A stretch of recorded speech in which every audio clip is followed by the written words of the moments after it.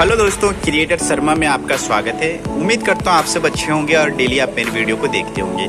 आज हम जानेंगे फ्रेंड, आप देख रहे हैं कि M Pro 19 का मोटर प्रोटेक्शन रिले है। इसमें किस प्रकार से सेटिंग की जाती है और साथ में इसमें किस प्रकार से वायरिंग की जाती है, टोटल A to Z हम ये मीटर के बारे में जानेंगे। तो सबसे पहले फ्रेंड मैं आपको बताना चाहूँगा, ये जो मोटर प्रोटेक्शन रिले ये हमारे मोटर को प्रोटेक्शन करती है। कभी भी मोटर जब ओवरलोड, अंडरलोड, हाई करंट, लो करंट जाती है तो ये ट्रिप करवाने का काम करती है या उसे बंद करने का काम करती है। तो सबसे पहले फ्रेंड इसका एक रेशियो आता है, ये 62 एम्पियर तक का है।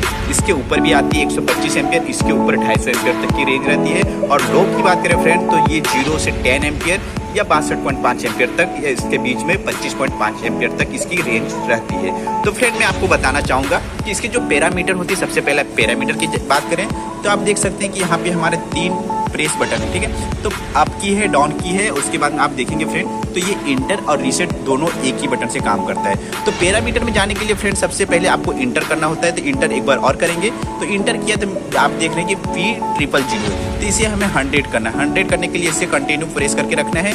ये हमारा 100 आएगा, इसे हमें छोड़ देना है। आपको दिखाता हूँ मैं, देखिए 93 चला गया है, इसे 98, 99, ये 100 आने के बाद फ्रेंड फिर से ओके करना है। ओके करने के बाद फिर से एक बार और ओके करना है। तो ये वो एल आया, ओवरलोड प्रोटेक्शन। तो ओवरलोड प्रोटेक्शन हमें 100% रखना है। जितनी एम्पियर हम सेटिंग करेंगे उसका 100%, ठीक है। तो 100% हम कम ज़्यादा भी कर सकते हैं अपने हिसाब से या मोटर के नॉमिनल करंट के हिसाब से। अगर बात करें फ्रेंड दूसरा पैरामीटर, तो दूसरा पैरामीटर में जाने के लिए पहले आपको एक बार डाउन की दबाना है, यहाँ पे बैक आएगा। तो बैक में फिर से इंटर करेंगे तो वो एल आएगा। फिर हमको नेक्स्ट पैरामीटर में जाने के लिए फ्रेंड तो ये आप देख रहे हैं कि लेफ्ट साइड का की करेंगे CH कैरेक्टरिस्टिक है। ये बहुत सारे पैरामीटर, लेकिन हम जनरली वो पैरामीटर आपको बताएंगे जो हमारे हर मीटर में काम लगते हैं। कैरेक्टरिस्टिक इसे एनवेलप में रखना है। दूसरा पैरामीटर है TD, डिले टाइम में 10 सेकंड 5 सेकंड रख सकते हैं आपके अनुसार। 10 सेकंड है हमारा। उसके बाद बैक आना है, बैक आने के बाद फिर से इंटर करेंगे।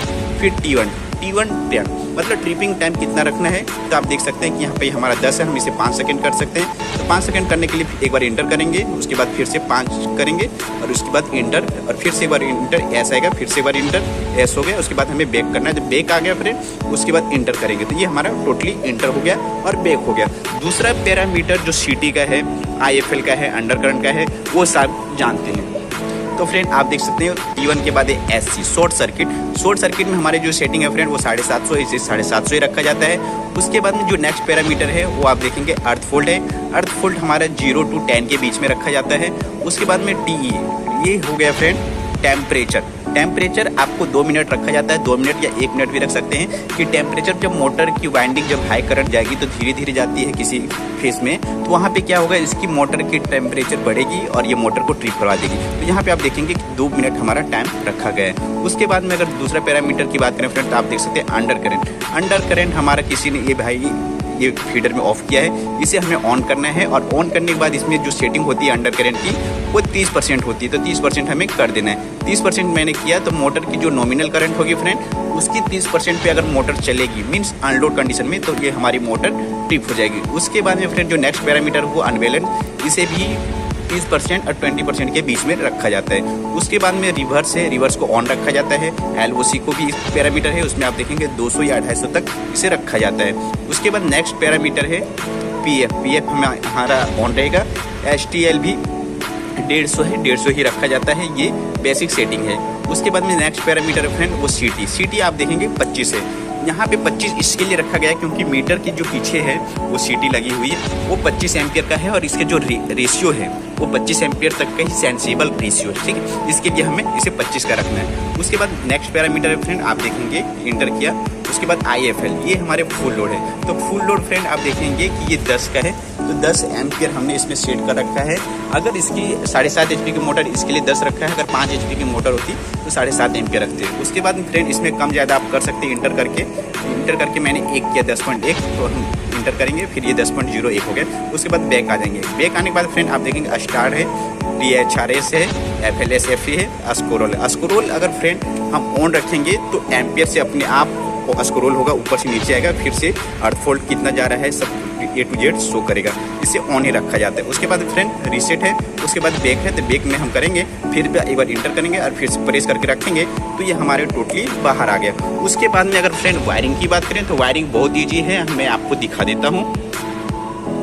तो फ्रेंड आप देख सकते हैं कि ये P लिखा है, N लिखा है, ये हमारा रिले सप्लाई है, मतलब एक्सिलरी सप्लाई जो मीटर को ऑन कराता है, ठीक है। उसके बाद आप देखेंगे फ्रेंड कॉमन है, NC है और NO है।